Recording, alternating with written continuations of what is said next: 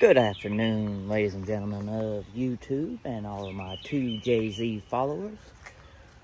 Today we went ahead and got the motor in and the transmission, got all the clutch and everything installed. Unfortunately, when we attempted to, once we tried to start it up, we ran into some more problems.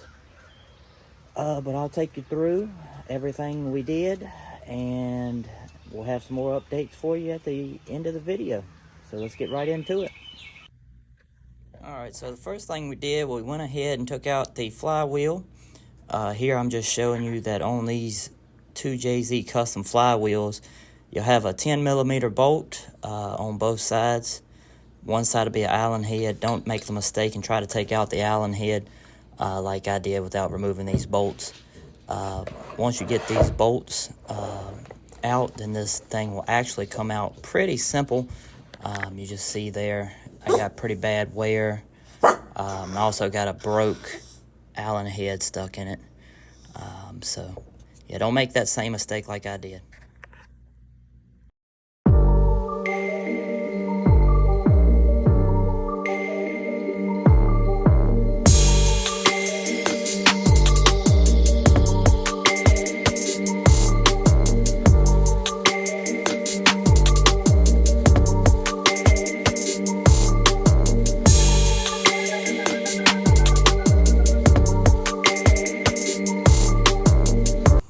Alrighty, so we got that off. Wasn't too hard to remove once you figure out how you do it. So let's go ahead and get this new one put in. Had a new one sent from Collins Adapters. They sent all new hardware. And yeah, it's pretty self-explanatory. Just put the bolts back in there.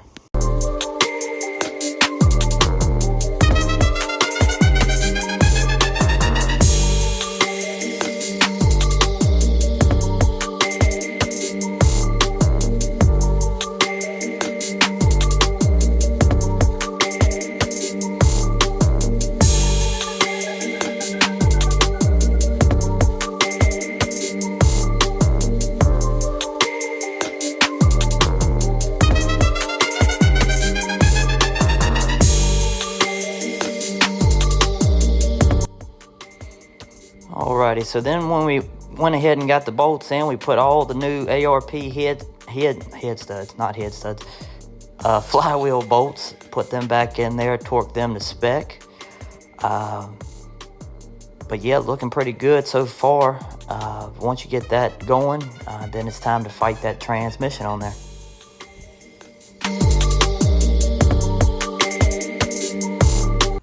Alright, now that we got the flywheel and friction ring on, we'll go ahead and install this new clutch. Got this clutch from South Bend. Super fast shipping. It's actually a SSTZ. It's the endurance model that they have. One of the biggest tips that I can give you is going to be make sure you install the clutch the correct way, because that's what happened to me last time when I installed the clutch. I put it on incorrectly, and this is what we ended up with. So if your clutch isn't marked, it should say on there which way to put it. Now, my old competition clutch did not say how to put it on there. Of course, I didn't do any researching because I thought it just went on there. But if you have a clutch like this, you'll see one side will be flat, one side will have these springs sticking out. Now, when I installed it last time, I thought the springs went up in here, so that was my bad, but it actually doesn't. It's going to install on the clutch flywheel just like that.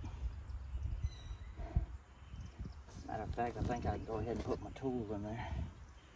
Damn, it came with a new... Oh well, we're not going to use that. Put my tool on there just like that. And put that in there just like that. Then that's going to line it all up for you. That's going to be on the outside. Take your pressure plate. I like to wipe mine down a little bit. Take your new pressure plate, you'll have these dowel pins. On my flywheel I have 3. And on your new pressure plate, you'll see little dowel pins right beside a bolt hole. Should be right there. So let's see if we can get this put on there.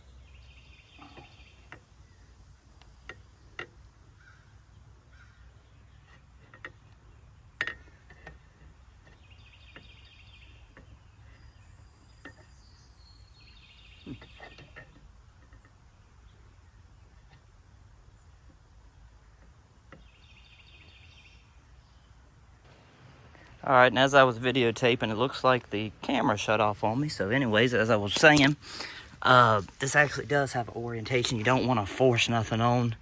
You'll see your dowel pin here, here, and somewhere in there line up.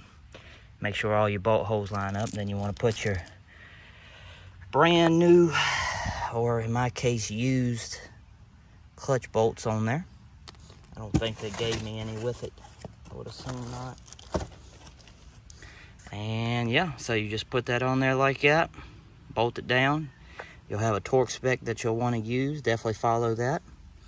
And let's go ahead and get the rest of this transmission together. All right, let's see if we can get this transmission on here without fighting too hard and struggling. Got center splines in there. They'll line up. You want to put a little grease on the end of your transmission input shaft. All right, so let's try to get this on here. And yes, in case if you are wondering, I am struggling. This is definitely something that you need to either have a helping hand or a jack. I don't have either one, so good luck.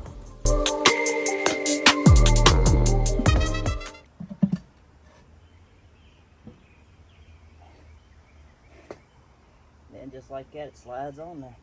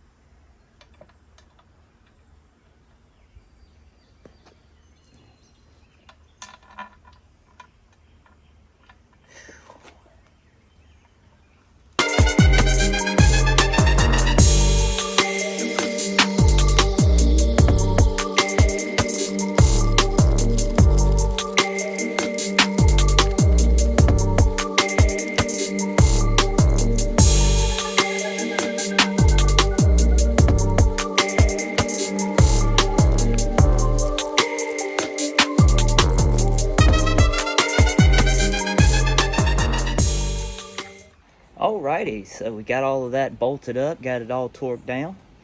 The motor's ready to go in there now, so we'll just have to do a few more things to get this motor in here, and then we should be able to see if we can get it to start up.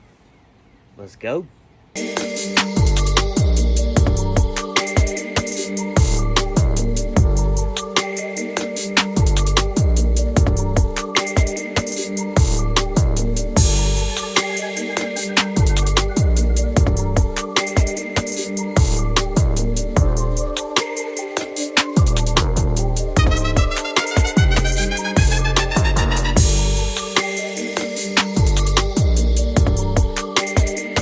Alright, so now we got the motor in there. Everything's bolted in. I took a couple days to actually bolt everything in, get all the wiring harness hooked up. Got everything put in there, battery. On the final day that I had to work on it, went to actually attempt to start it. And the injector on the number 3 cylinder decided that it was going to squirt gas plumb to the moon, I guess. Anyways, so yeah, we got it in there. But unfortunately, we did not get to start it. Let's see if I can get this without busting my window. Got it back in there, got everything bolted up. It is ready to go. We did order some new injectors. We got some ID 1300s coming in. They should be here tomorrow. We also went ahead and bought a new fuel rail.